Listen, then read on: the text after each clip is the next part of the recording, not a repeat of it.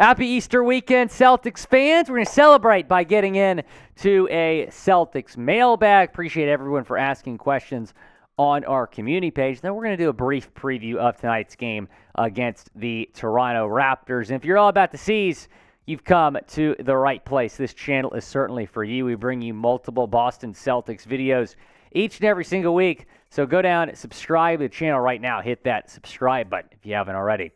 Zachariah, what's up, man? We appreciate the question.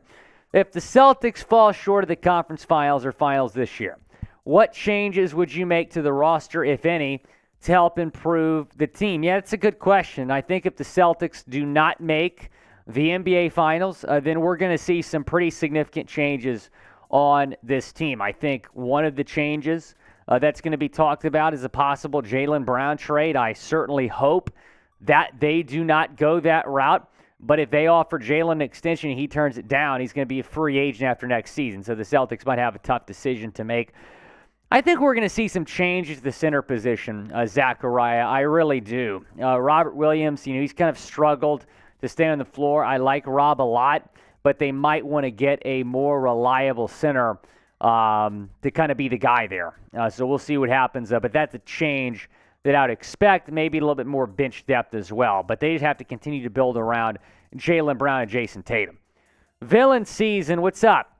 Should we look into signing Nikola Vucevic this summer? Yeah, that's very interesting. He's one of the better players that's going to be available in 2023 free agency. Taking a look at the numbers with Chicago this past season, 17.8 points per game, 11.5 rebounds per game, 3.3 assists per game, 51.4% field goal percentage. He's not the same player he once was. I mean, he's no longer in his prime. He's over 30 years old right now. But I'm very intrigued by this idea. And I just mentioned earlier, answering Zachariah's question, the fact that the Celtics might look to maybe add a center this offseason. Of course, they went hard after Jakob Poeltl the trade deadline. Maybe they'll go hard after Nikola Vucevic, who is not going to be cheap, but is not going to be as expensive as maybe people think because he's no longer in his prime. You might be able to get him on a team-friendly deal, and if you can do that, I would be very interested in bringing him in, having him play the 5. Do you want to sign Nikola Vucevic? Type S for sign or type P for pass down in the comment section. It is the pinned comment on today's video. So when an ad break comes, go down, chime in. Do you want to sign Nikola Vucevic? Daryl Scott, are we cousins? What's up, man? Will the C's keep Gallo next season if he's not coming back for the postseason? Good question.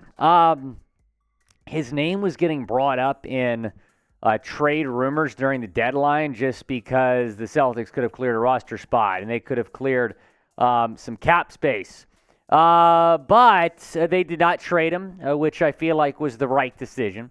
And I feel like they're not going to trade him again right now. Or I should say, I don't feel like they're going to entertain a trade idea again this offseason. I just don't think that makes sense. He spent this entire season with the team rehabbing. I think a lot of players would have done their own rehab. Maybe kind of been away from the team this past year because he's never played for the Celtics before and he's hurt. So you thought maybe Gallo wouldn't be around the team as much, but he's been around the team. He's been a member of this team this season. The recovery's going well. I don't expect him to be back in the playoffs, but hopefully he's on this team next season. So to answer your question, Daryl, yes, I do believe that the Celtics are going to keep Danilo Gallinari, and hopefully he has a big impact on this team next season.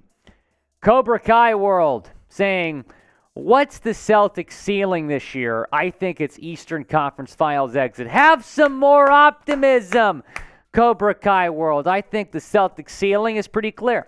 And I think the Celtics ceiling is to win an NBA championship. They were in the finals last year, did not make the NBA Finals. I should say did not win the NBA Finals, but I expect them to make the NBA Finals this year.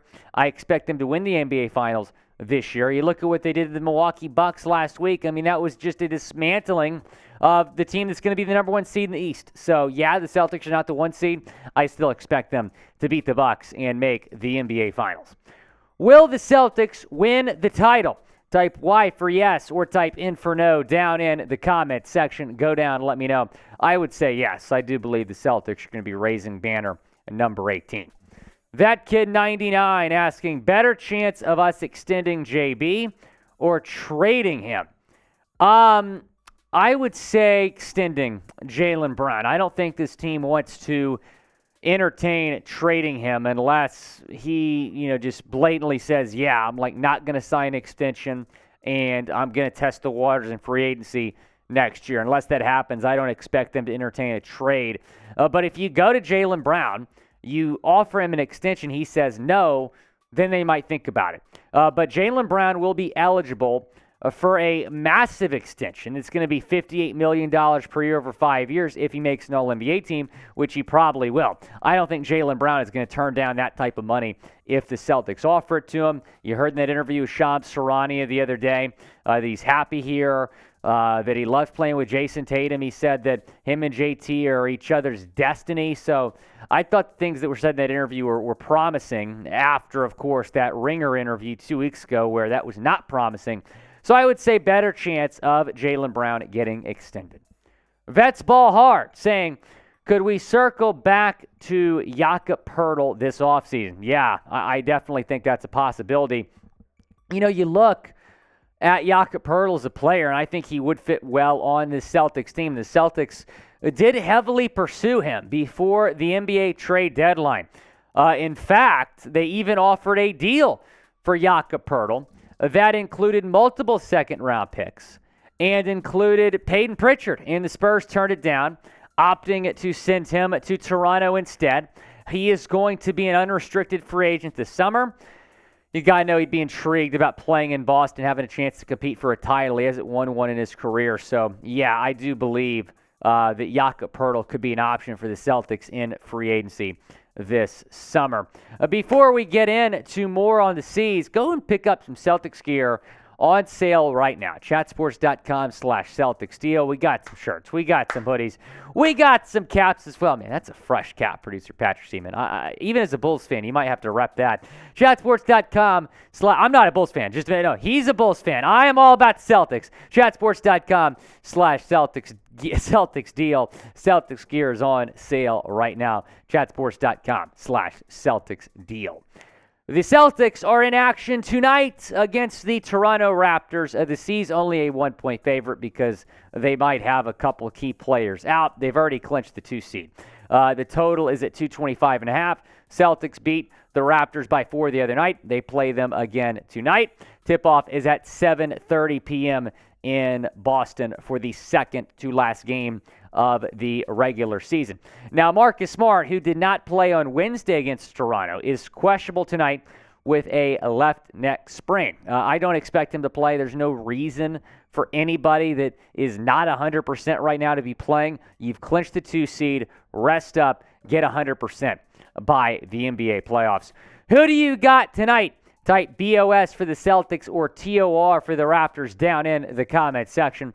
Go down and let me know. The Celtics have already clinched the 2 seed. So they're going to be the 2 seed behind the Bucks. The top 5 seeds right now have all clinched. The Nets are on the verge of maybe locking up, or I should say avoiding having to play in the play-in. And then it's looking like the Celtics are going to face the winner of Heat versus Hawks. So that is what it's looking like. The Hawks have that 8 seed wrapped up. So they will more than likely face the Miami Heat in Miami on Tuesday night. The winner of that game will face the Boston Celtics in the first round. So if it's Heat Celtics, we could see an Eastern Conference Finals rematch from last year. Be sure to subscribe to the channel. We're going to get you guys a playoff preview next week once we figure out the Celtics opponent.